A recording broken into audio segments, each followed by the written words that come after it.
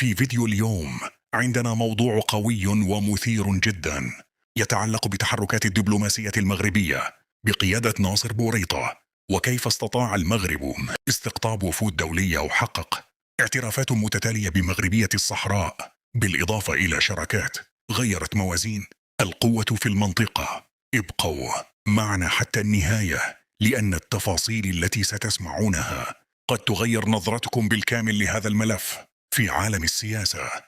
وهناك من يحقق النتائج بصمت، وهنا يبرز اسم ناصر بوريطة كأحد أبرز الوجوه التي أعادت رسم ملامح الدبلوماسية المغربية في السنوات الأخيرة.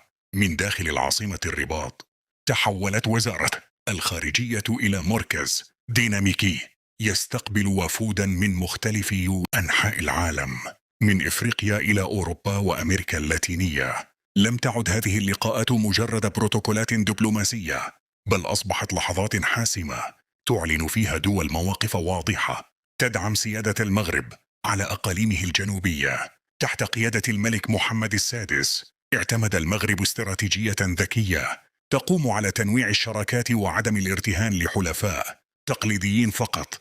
وهنا جاء دور بوريطة الذي قاد تحركات دقيقة ومكثفة جعلت المغرب يكسب ثقة دول وازنة ويحقق اختراقات غير مسبوقة في ملف الصحراء. واحدة من أبرز هذه النجاحات تمثلت في تزايد عدد الدول التي عبرت عن دعمها لمغربية الصحراء، سواء من خلال مواقف رسمية أو عبر فتح قنصليات في مدينته العيون والداخلة، وهو ما يعكس تحولا حقيقيا في المواقف الدولية. لكن الأمر لا يتوقف عند الاعترافات فقط، بل يمتد إلى شراكات اقتصادية واستراتيجية قوية، حيث أصبحت الأقاليم الجنوبية نقطة جذب للاستثمارات، ما يعزز الواقع على الأرض ويؤكد أن المغرب لا يكتفي بالدبلوماسية بل يدعمها بتنمية حقيقية.